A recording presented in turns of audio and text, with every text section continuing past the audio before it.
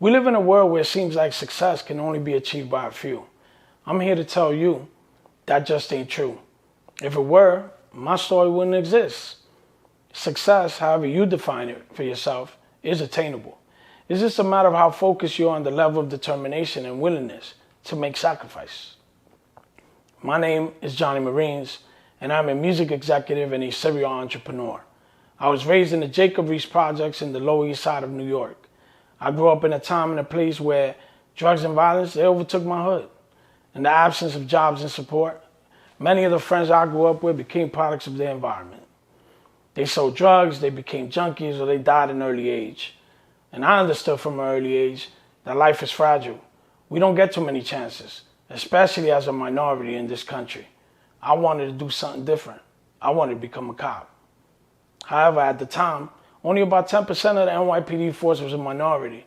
And not to mention, I wasn't the best of student. If I didn't want to be just another statistic, just a product of my environment, something needed to change. My life depended on it. Don't ask me how, but God must have been listening to my prayers. I passed the police test and I entered the force. I got my chance. Becoming a New York City police officer is probably the best thing that ever happened to me.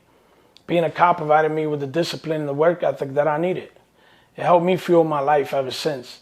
And it opened doors I never could have imagined. I spent 16 years on the force and I reached the level of sergeant. But more than halfway through my police career, another opportunity crossed my desk and I jumped at it. So in 2002, with little to no experience, I entered the music industry. I became the manager of a bachata group, Aventura. Now, for those of you who know who Aventura and Romeo Santos are, you know they're some of the biggest Latin stars in Latin music today. But at the time, bachata was a shunned genre. I made it my job to get the genre of my home country, the Dominican Republic, accepted by the mainstream. One thing that made my job easy was that Romeo and the rest of the band were musical geniuses, a once-in-a-generation talent, and they put out hit after hit. However, making great music in this industry, it ain't enough. I needed to find a way to make this music blow up. And let me tell you, it wasn't easy. If you want to get a crash course into the music industry, all you got to do is follow my career. And you'll see how I came in such an unorthodox way, but it was a blessing in disguise. So here I am, a New York City cop, just patrolling the streets of New York, and I get this 911 call. Now, we get 911 calls all the time, but this one changed my life. And I remember going to this call, and I had met the manager of the restaurant, and he was the witness to a crime, and I ended up making an arrest. About 3 days later, we're going to the grand jury, and we are going to testify, but they have us waiting hours and hours, which is typical in New York City courts. And during the time while I was waiting, this kid, JC, who was the manager of the restaurant, he was really an aspiring bachata artist. So he started telling me about this group he was in and how much of a fan he was. And he wanted me to invite me to the restaurant again in the future because Romeo was scheduled to go to the restaurant. And I didn't really know too much about Romeo at the time, but I knew about the name Aventura. And when I looked into it, I started listening to music. I familiarized myself a lot more with the genre.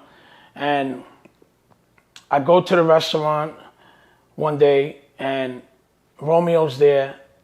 I meet him, and I'm about to leave the restaurant. And as I'm walking out, I tell JC, hey, you should actually speak to Romeo and see if I could do security for the group. Now, here's the funny part about the whole thing, right? So we double back, we go back.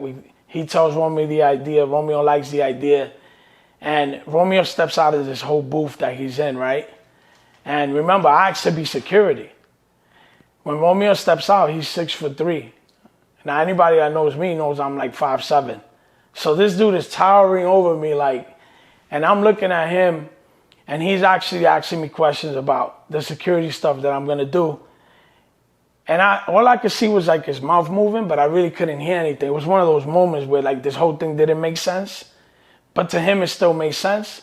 And luckily for me, I was given the opportunity, and shortly after I became the manager of the group, and that's when I took on the task with no experience of just putting all my my determination, all my hard work into it, believing in the band, knowing that they had, they had a chance to actually, first of all, they were doing great music. Now I was like this transformed the hip hop fan, and now I had a new genre of music that I actually enjoy listening to. And I remember taking on the task of taking on this position of manager, and I have to be honest with you. Me knowing I had no experience, I knew that the challenges were going to be pretty big. And all I could remember the first time that I took the position was, what am I going to tell the first person that calls? Because no matter what they ask, unless it's my name, I'm not going to have the answer. And sure enough, that's exactly how it was. I got my first call, and it was one of those I'll call you back moments, because I had to try to figure it out and give it some thought. And, as anything that you do in life when it's new, a lot of times it comes with challenges. Anything that's hard comes with obstacles. And I was able to just apply determination to what I wanted to succeed, and that was to help them succeed. I was in a position where they gave me the trust to put their careers in my hands, and now I needed to act. There was no time to play games. There was no time. It was to be 100% focused and to make this happen, to go out there, to get their music listened to, and to push all the barriers that were placed in front of them. And that was my job. And I took it very serious. And I remember one of the first barriers we had was, how do we get this, bachata music programmed into the radio? Because at the time, they weren't really playing bachata. Forget about on the radio. They weren't really playing it in a lot of clubs. A lot of people don't know that bachata was a genre of music that was frowned upon from early on, only because it came with a bad stigma, that the belief that for you to listen to bachata, you had to be low class. And that was a stigma that we had to break. We had to make it cool. We had to, and luckily for me, we have Romeo there. We got the rest of the guys. And you're talking about not only that they're talented, but they're innovative. They're pioneers of urban bachata. They created this movement. It wasn't like they went somewhere and they heard someone doing it. This was them in a room creating music, and this is what happened. And they made history. I had the task of and the joy of bringing this music that they created to the world. And I have to tell you, in the beginning, it had its challenges, it had its obstacles like everything else. But after the people adapted to it and started people became fans, and they just started adapting to the music. And everywhere you went, you started to hear it in the streets. This made the job of getting it in the radio easier. And at the time, there was an up-and-coming talent who today he's a famous radio personality. His name is Alex Sensation. And Alex had his ear to the streets. So from early on, he had that talent that he was going to play what people wanted to hear. And him seeing that the people in the streets started to play Obsesión, which is the song that broke Aventura into the mainstream, he started to play it on the radio. And from there, we were able to form a relationship with him, or kind of like a strategic partnership. This is probably where I have my first strategic partnership with someone who is in a position to help what I'm doing at the moment grow. And not only that, I developed a great friendship with him throughout the years, but if you want to look at it from a business aspect, this was my first strategic partnership. And I'm very proud of all the work that we put in to create one of the most successful Latin music groups in the world. And, taking those experiences from early on and adapting a lot of the things that I learned from being a police officer and all those years in the music industry, and from just watching my father from when I was young, I always had entrepreneurship in my veins. So the transition from going from their music to being an entrepreneur for me was actually natural. I always felt more like an entrepreneur than I felt as a music executive, because that's what I learned early on. That's what actually gave me the hustle that I have from the very beginning. It's that entrepreneurship mindset of being around my dad, seeing him own his own business, seeing him move around and just like make something out of nothing. It made me early on recognize that if we wanted to do something in life, it was up to us. We had to do it. Each and every one of us individually needs to make our own moves. We can't rely on the next person. However, when you create a business and it becomes big, you also have to understand at that moment that no one man is great enough to make a company great. You have to build a great team. You have to have people in your team that have the same passion you have, that have the vision you have, that want to succeed like you want that business to succeed. You can't hire people who just wake up and want to show up to work. Because if you're hiring those type of people, you're going to be limited. Your growth is not going to be where it should be as a company. And to be honest with you, you're never going to get to those levels that you probably envision. Now, the one thing that I also learned about entrepreneurship, as you build your team, you need to trust them. You have to understand when you bring somebody on board, you brought them on board for a reason.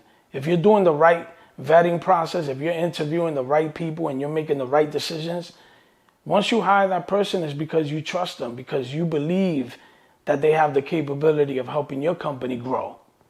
And I was able to apply that and understand that from early on. And that is why today I can successfully say that I own very successful nightclubs throughout the Northeast. I'm in the tech business. I'm in the gaming world. I have my own publishing company. I'm in real estate. And I have great business partners that allow me to have my input, and I also respect their input. And that's what allows us to grow as a company. I would say the biggest take back that I've gotten from all my success is that no matter how much I accomplish, I never really feel complete. I always feel like no matter what I do, I still have more to go. I still got more to do. I've never been like the type of person that ever woke up, looked at myself in the mirror and like, look at me. I've always been a person that I could make history the night before. And when I wake up in the morning, it's like, okay, what's next? What do I have to do? And that's what probably separated me from a lot of the people that I've seen around me. I've seen people who accomplish 20, 30% of what I have. And I've heard them loosely use the words, I made it. And I look at that person and I say to myself, that's kind of interesting. Because he thinks he made it, or she thinks she made it, and they only accomplished that. And you know what I say? That's one less person I have to worry about. They made it. I'm still trying to make it. The biggest piece of advice that I could give someone who's trying to be successful is that they have to first believe in themselves. A lot of times we come from difficult places. We don't have necessarily the best people around us. And we kind of fall into that trap. And we use that as an excuse. And it really isn't. You see, in life, you go as far as you want to go. Not how somebody tells you or somebody helps you get there. You need to make those moves. You're the one who decides how far you're going to go. There is no real formula for success. It just doesn't exist. There's no overnight success. Anything that comes fast is going to leave fast. There is no cutting corners. There is no shortcuts to the top. Forget about that. That's all an illusion. That stuff is out in social media because people want to believe that. People want to believe that it's easy. But believe me, it's not. If you're not willing to give something 150%, then don't expect it to work for you. It's just not going to work. It's not going to be long term. You're not really going to achieve the things that you want to achieve. You have to give everything your all so you can get back what you're looking for in life. And that's just the way it works. There's a famous saying that says, follow the process, not the proceeds. And it's true. If any time that you decide to do something and your main focus is the money, you lost right there. It's over. Game over before I even started. You have to do stuff that you're passionate about, that you love to do, that you're proud about and happy about getting up every day and doing. And if you do it and you do it right, everything else follows. The moral of my story, I would say, is if you come across an opportunity, hold on to it for dear life and don't let go. Work like hell to make sure that that opportunity turns into what it's supposed to be. Because as I've always liked to say, history repeats itself, but opportunities don't.